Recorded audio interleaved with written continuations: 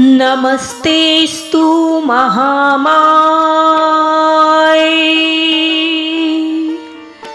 श्रीपीठे सुरपूजिते शंखचक्र गदाहस्ते महालक्ष्मी नमस्तुते। प्रिय भक्तों, आज शुक्रवार है जो कि माता लक्ष्मी जी को पूरी तरह से समर्पित है और आज हम सुनेंगे माता लक्ष्मी का पौराणिक और पावरफुल मंत्र। प्रिय भक्तों, शास्त्रों में वर्णित है कि जब समुद्र मंथन हुआ तो अमृत कलश के साथ मां लक्ष्मी जी प्रकट हुईं। समस्त देवताओं और राराषि मुनियों ने उन्हें सृष्टि की संपदा की अधिष्ठात्री देवी मानकर उनकी आराधना की। कहते हैं उसी समय महर्षि भृगु ने इस दिव्य मंत्र का प्रथम उच्चारण किया था। शास्त्रों में वर्णन है कि महर्षि भृगु ने इस मंत्र के जाप से अपने आश्रम में अनंत समृद्धि का द्वार खोला। जहां पहले साधारण व्यवस्था थी, वहां देवी लक्ष्मी के आशीर्वाद से अन्न, धन और वैभव का अंबार लग गया। तभी से यह मंत्र संपूर्ण ऐश्वर्य और सुख समृद्धि का मंत्र कहलाया।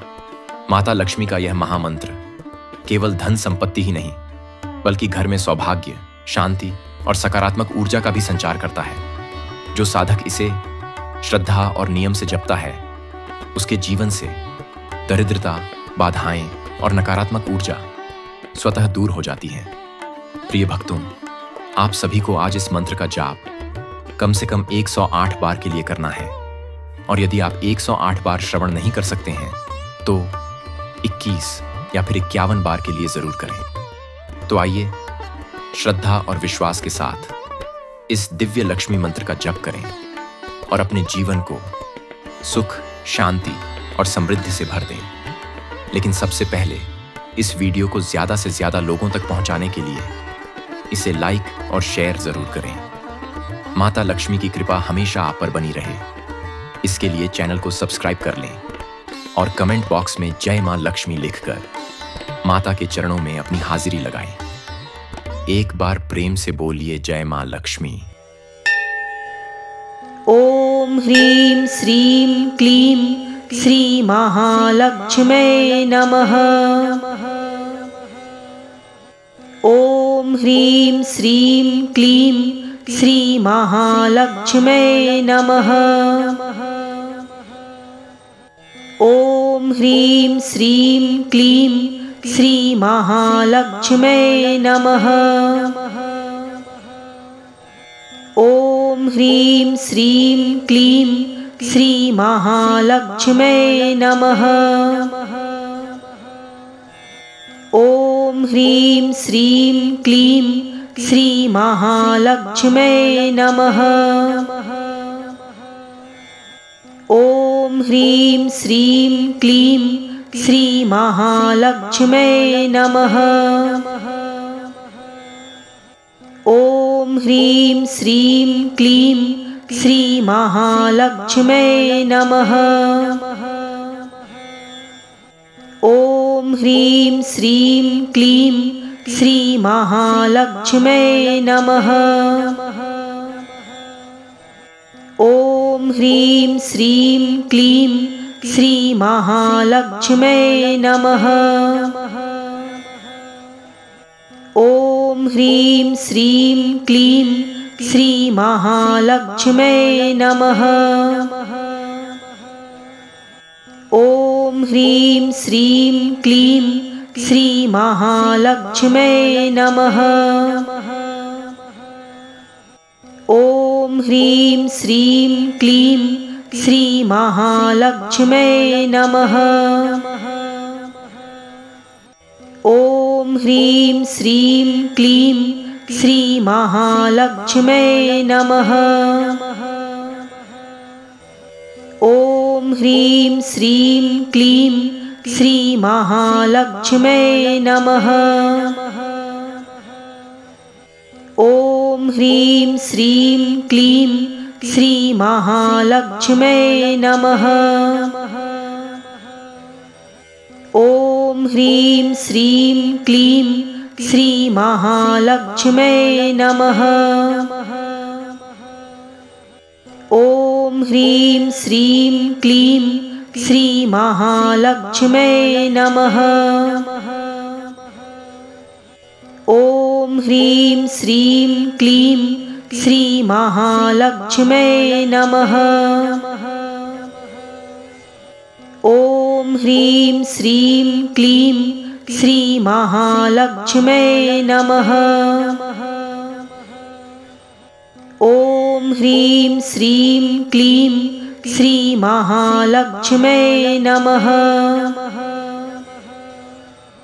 ॐ ह्रीं श्रीं क्लीं श्रीमहालक्ष्म्यै नमः।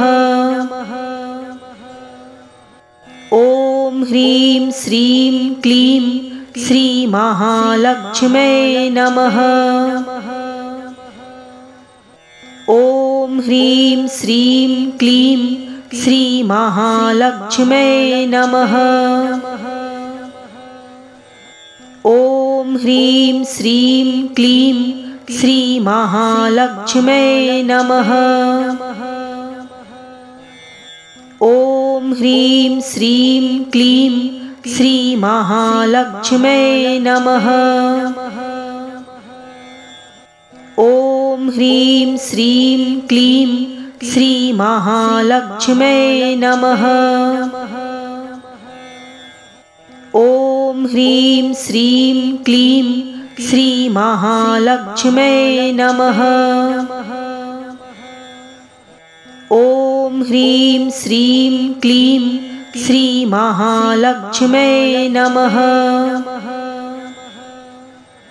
ॐ ह्रीं श्रीं क्लीं श्रीमहालक्ष्म्यै नमः।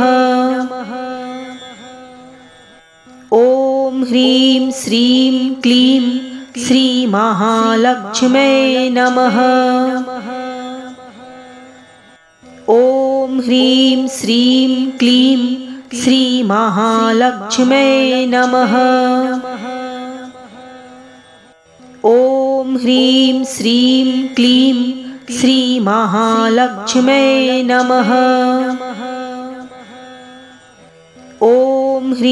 श्रीं क्लीं श्रीमहालक्ष्म्यै नमः।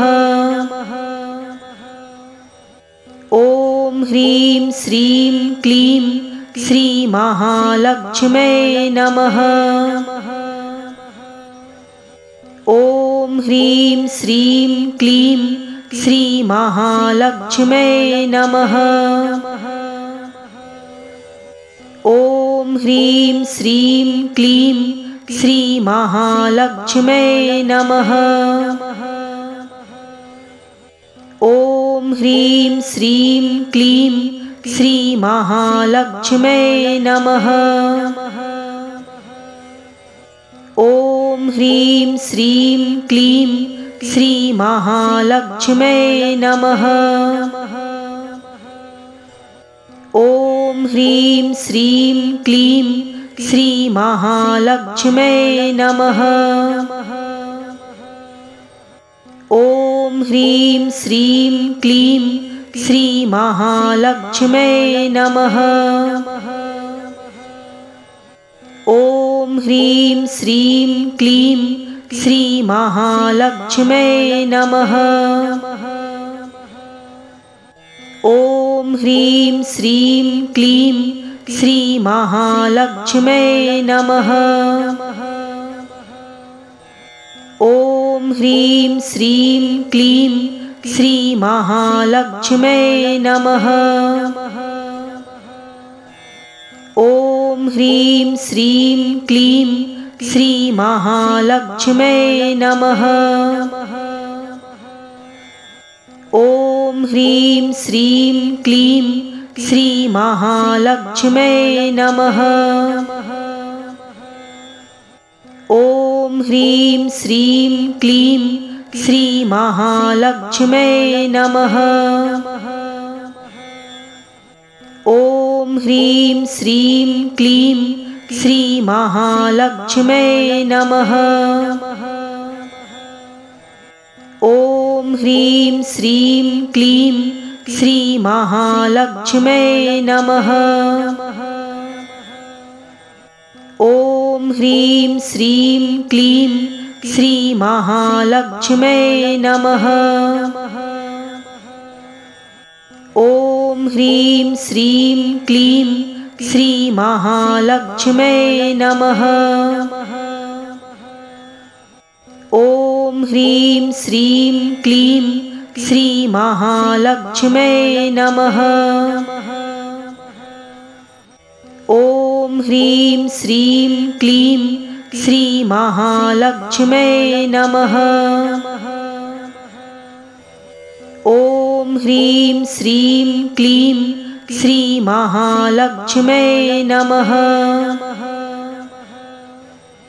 ॐ ह्रीं श्रीं क्लीं श्रीमहालक्ष्म्यै नमः।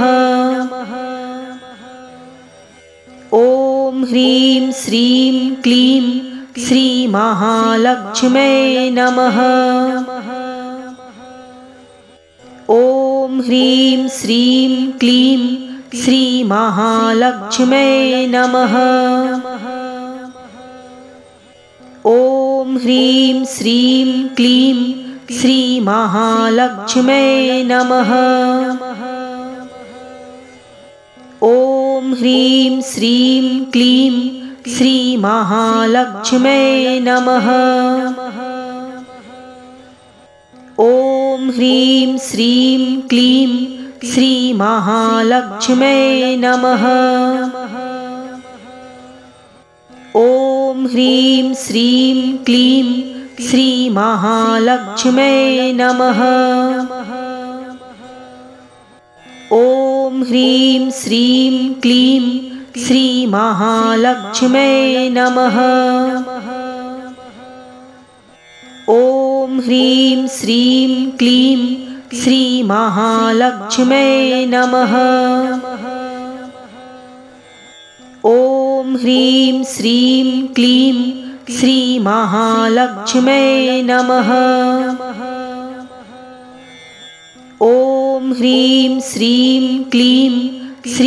श्रीमहालक्ष्म्यै नमः। ॐ ह्रीं श्रीं क्लीं श्रीमहालक्ष्म्यै नमः। ॐ ह्रीं श्रीं क्लीं श्रीमहालक्ष्म्यै नमः। ॐ ह्रीं श्रीं क्लीं श्रीमहालक्ष्म्यै नमः। ॐ ह्रीं श्रीं क्लीं श्रीमहालक्ष्म्यै नमः। ॐ ह्रीं श्रीं क्लीं श्रीमहालक्ष्म्यै नमः। ॐ ह्रीं श्रीं क्लीं श्रीमहालक्ष्म्यै नमः। ॐ ह्रीं श्रीं क्लीं श्रीमहालक्ष्म्यै नमः। ॐ ह्रीं श्रीं क्लीं श्रीमहालक्ष्म्यै नमः। ॐ ह्रीं श्रीं क्लीं श्रीमहालक्ष्म्यै नमः। ॐ ह्रीं श्रीं क्लीं श्रीमहालक्ष्म्यै नमः। ॐ ह्रीं श्रीं क्लीं श्रीमहालक्ष्म्यै नमः।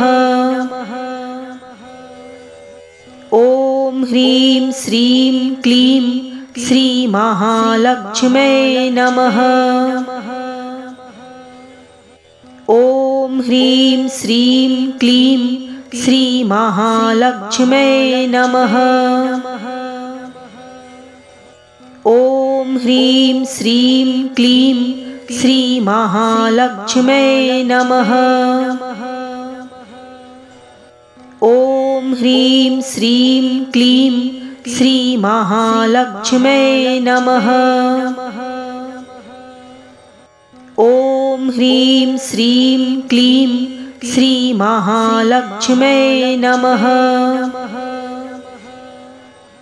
ॐ ह्रीं श्रीं क्लीं श्रीमहालक्ष्म्यै नमः। ॐ ह्रीं श्रीं क्लीं श्रीमहालक्ष्म्यै नमः। ॐ ह्रीं श्रीं क्लीं श्रीमहालक्ष्म्यै नमः। ॐ ह्रीं श्रीं क्लीं श्रीमहालक्ष्म्यै नमः। ॐ ह्रीं श्रीं क्लीं श्रीमहालक्ष्म्यै नमः। ॐ ह्रीं श्रीं क्लीं श्रीमहालक्ष्म्यै नमः। ॐ ह्रीं श्रीं क्लीं श्रीमहालक्ष्म्यै नमः।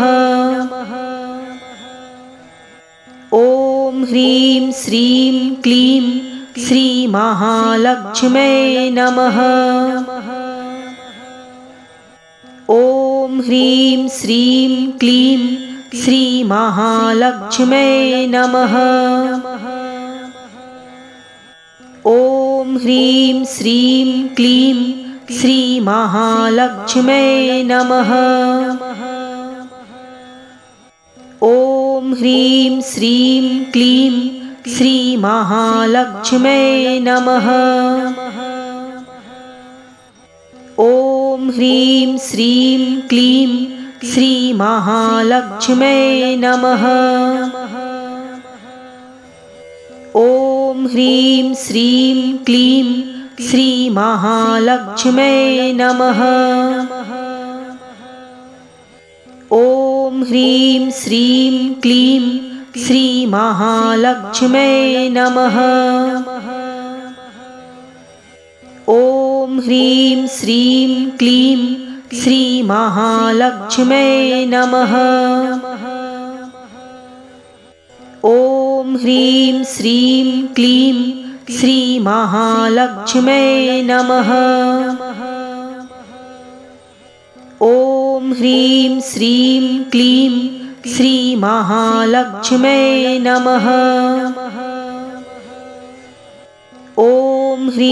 श्रीं क्लीं श्रीमहालक्ष्म्यै नमः।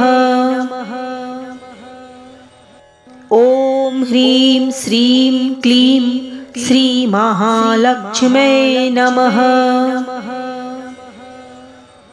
ॐ ह्रीं श्रीं क्लीं श्रीमहालक्ष्म्यै नमः। ॐ ह्रीं श्रीं क्लीं श्रीमहालक्ष्म्यै नमः। ॐ ह्रीं श्रीं क्लीं श्रीमहालक्ष्म्यै नमः। ॐ ह्रीं श्रीं क्लीं श्रीमहालक्ष्म्यै नमः। ॐ ह्रीं श्रीं क्लीं श्रीमहालक्ष्म्यै नमः। ॐ ह्रीं श्रीं क्लीं श्रीमहालक्ष्म्यै नमः। ॐ ह्रीं श्रीं क्लीं श्रीमहालक्ष्म्यै नमः। ॐ ह्रीं श्रीं क्लीं श्रीमहालक्ष्म्यै नमः। ॐ ह्रीं श्रीं क्लीं श्रीमहालक्ष्म्यै नमः। ॐ ह्रीं श्रीं क्लीं श्रीमहालक्ष्म्यै नमः।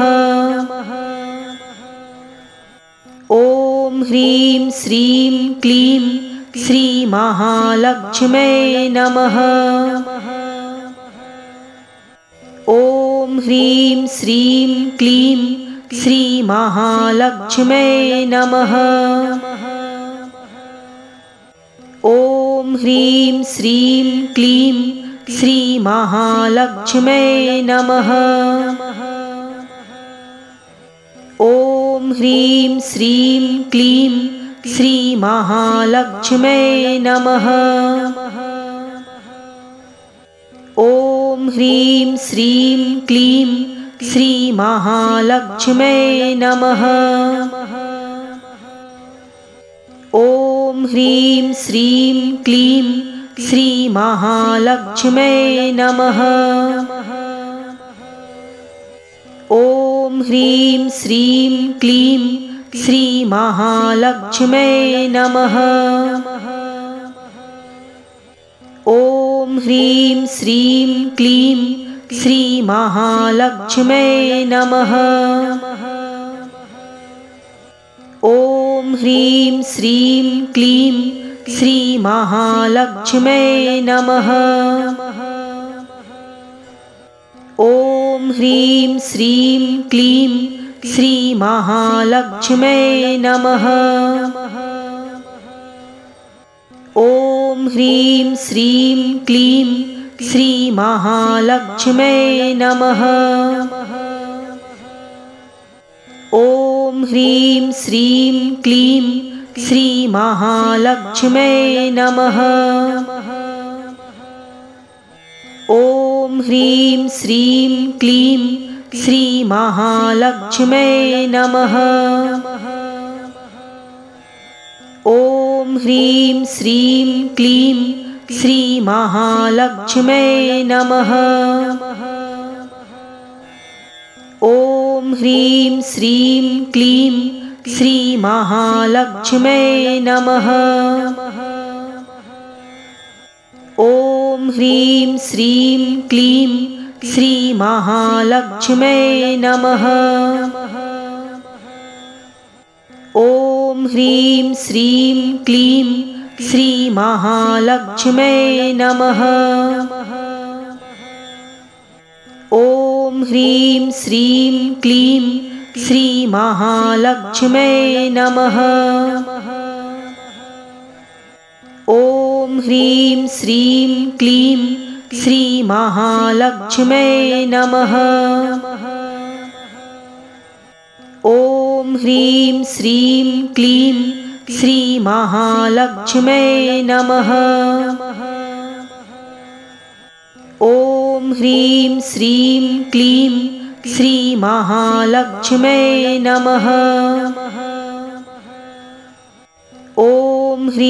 श्रीं क्लीं श्रीमहालक्ष्म्यै नमः।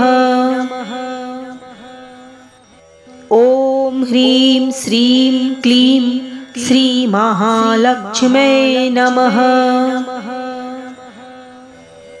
ॐ ह्रीं श्रीं क्लीं श्रीमहालक्ष्म्यै नमः। ॐ ह्रीं श्रीं क्लीं श्रीमहालक्ष्म्यै नमः। ॐ ह्रीं श्रीं क्लीं श्रीमहालक्ष्म्यै नमः। ॐ ह्रीं श्रीं क्लीं श्रीमहालक्ष्म्यै नमः। ॐ ह्रीं श्रीं क्लीं श्रीमहालक्ष्म्यै नमः।